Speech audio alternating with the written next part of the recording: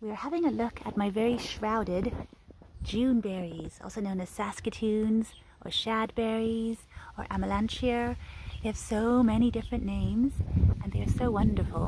And the fact that they're called Juneberries and commonly known as that is very indicative of the fact that they should be ripe right now. It's the time they ripen. We are in June and they are just starting to ripen. You can see they look, if you can see through the mesh netting I've had to put up here to stop the birds from picking them off. You can see that they are very like blueberries. What I'm going to do is cut a little hole in this mesh, and then I will just fasten it with safety pins to make sure that the green ones still have a chance to ripen and not be picked off.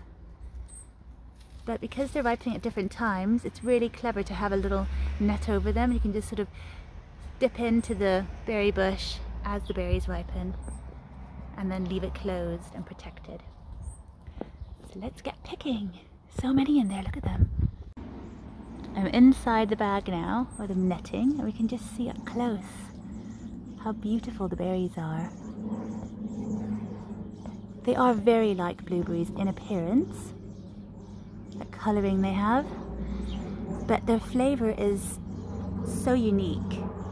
It's much more nutty because they have like sort of layers of flavour. They start off as this really beautiful, juicy, sort of almost forest-like fruit flavour.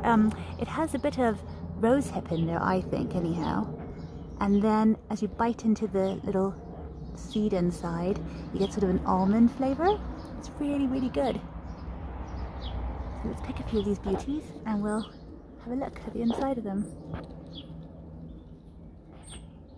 This tall one that we're picking from right now is called Smoky, and it's actually grown commercially in Canada. It has the biggest berries, I think, or at least some of them, very large ones, and it's supposed to have a really good flavour. I mean, I think they taste so amazing.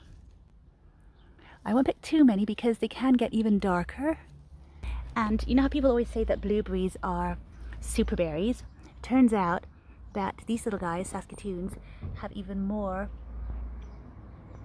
nutritional benefits. So they're even more of super berries than blueberries.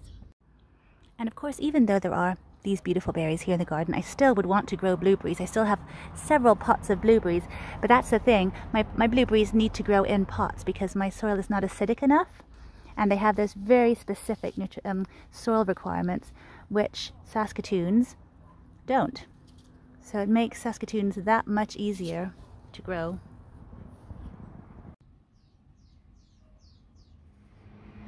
I just closed it up again, the little opening I'd cut with some clothespins to make sure that birds don't come in. This little guy here is actually a dwarf. He is called Prince William, and he's much smaller than the others, but there are some berries in there that look ripe. So let's open this guy up.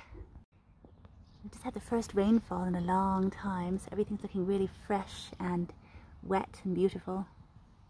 So even though this guy is a dwarf, the berries are still the same size. They still look nice and large and ripe for the picking. And the third guy is this little one down here. He's called Sleet.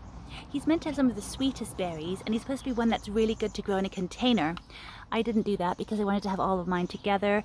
The Prince William, the dwarf, he actually needs a pollination partner, so he wouldn't have any berries without that. So that's why I thought having them in a little group always helps production too, when they're all able to cross-pollinate.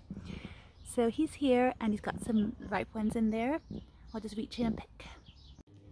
Before I go and fill this bowl up with all the other berries we have going right now, that's what I love about this time of year. There's so many berries to pick. It's so wonderful.